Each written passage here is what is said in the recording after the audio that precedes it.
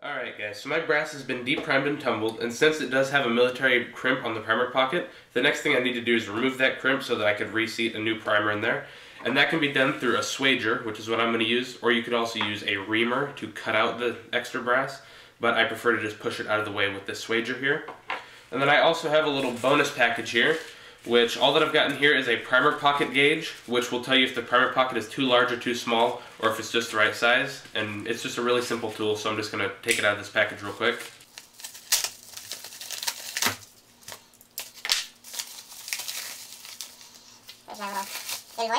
And here's the package. So it's a really simple tool, as you can see it there in the bag.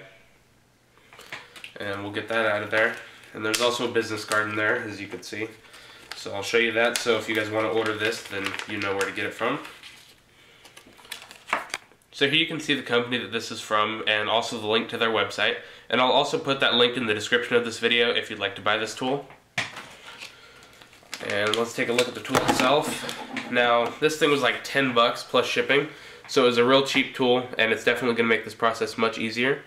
You can see that it's got some nice knurling, so you can grab onto it. And basically, you've just got these two sides.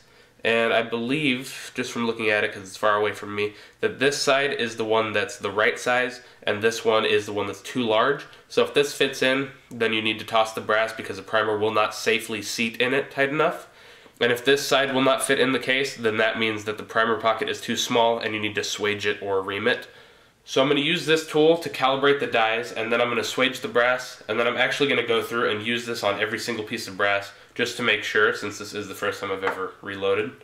So now I've got to set up my swaging die in my press here, and there's also a little trick that you have to use to make it work if you have this particular press, so we're going to go over that. So first up, I'm just going to take the rod and put it inside of the swaging die here, and you just have to line this up with the top and thread it in. And you'll start to see it poke out the top there. And you're just going to want to thread this all the way in. So there's no calibration that has to be done with this. You just thread it until it stops spinning, which is right there. And then you take your little black nut that was included, and you take the more rounded side and put that facing towards this because there's an indent in there, and the two will lock together. And then you're just going to want to take a wrench and tighten that nut down there. Just give it a nice good twist and make sure that's on there nice and tight. And once you've got that done, then you can put the die in your press. So I've got a breech lock here, so I'm just going to take out my other die. Put the breech lock adapter into the press. Make sure that my Allen wrench is nice and loose on the top here. And just thread in the swaging die. Now I'm not going to put this in all the way because you have to set it once you have a piece of brass in here. So I'm just going to leave that about where it's at. And the next thing to do is put in your shell holder. So I'm going to take out my shell holder right there and the priming arm here. And then what you want to do is insert either your small or large primer pocket swaging piece right here. Of course I'm going to be using the small one because I'm doing 223. And then the next thing you would want to do is put this little sleeve over the top of it. And here you can see the problem. This shell holder tips off to the side here, which isn't going to work too great when you're actually using the die. So that's where this little copper piece comes in. Again, I'm pretty sure this only applies if you have a Lee press, but you're going to want to have this, it's a 3/4 inch pipe coupling.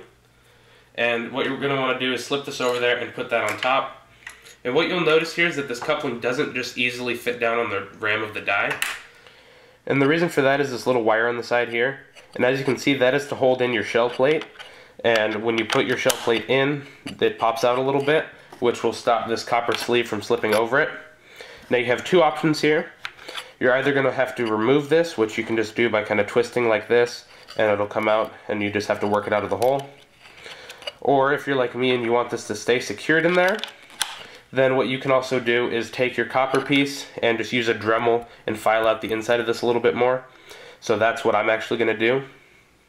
So here I've got my Dremel with the grinding bit in it, and I'm just going to turn my Dremel on and go around the entire inside of this piece. So I'm going to go about halfway and then flip it over and do the other half.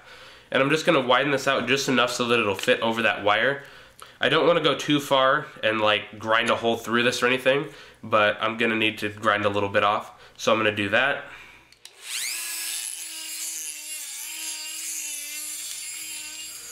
So that ended up taking far longer than I expected it to. I ended up spending almost 2 hours trying to file out the inside of this with the Dremel and also just a file.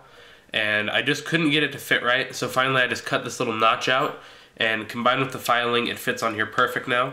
So I just gotta line that notch up with where the wire sticks out the most here on the side, and it slides freely now. So now what I can do is drop this little case stripper onto that, and as you can see, it functions like it's supposed to, where it stops there and picks it right back up.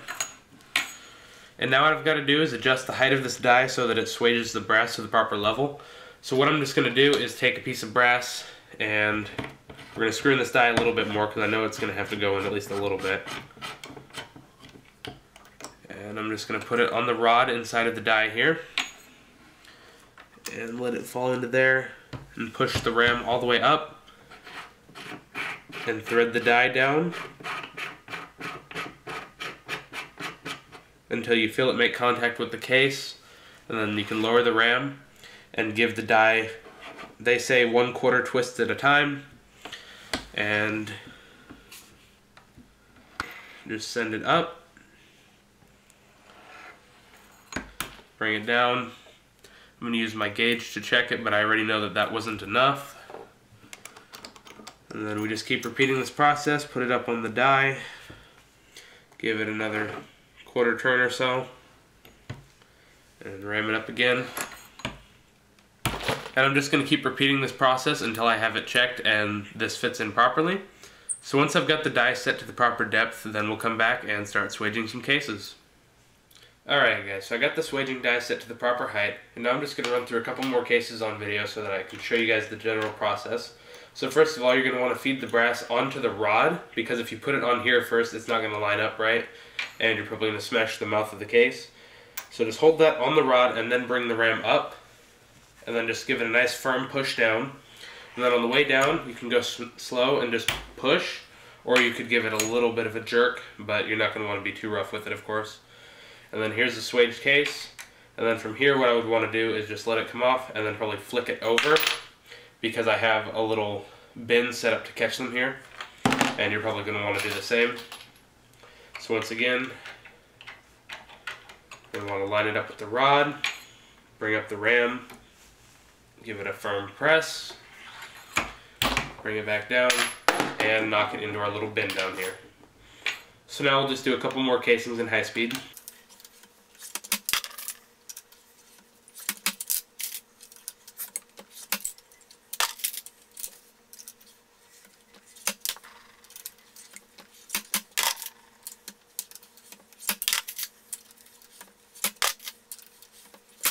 And I think right now I'm just going to stop and do a random spot check on one.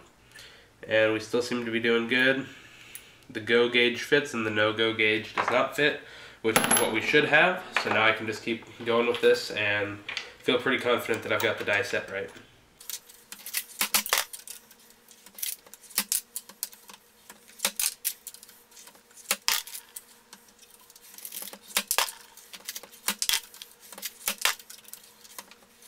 And if at any point you've got a casing that you're not sure about, then don't hesitate to use your little tool here, if you have one, to check the primer pocket and just make sure everything's alright. And that one was perfectly fine, so it can go in the bin.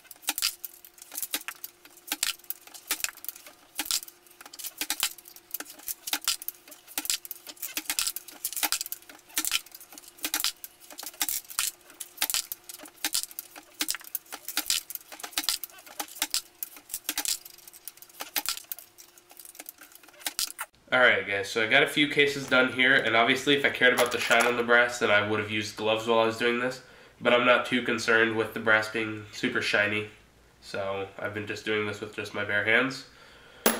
And this definitely isn't a fast process, but I actually enjoy that because this is quite a relaxing and enjoyable experience just to, you know, sit in here in a nice quiet room and just use the press. It's kind of repetitive, but it's just calming. So you definitely want to just take some time and do all the different steps of your case prep and stuff and just, you know, enjoy the time that you spend doing it. But anyways, I think I'm going to shut the camera off now and just finish the rest of these off camera. So if you enjoyed the video, please do click the like button, as that does help me out. Also, leave me a comment about anything that I did well at or anything that I could improve. And if you would like to see more of my videos, then please do click subscribe. Thank you for watching, and I will see you guys later.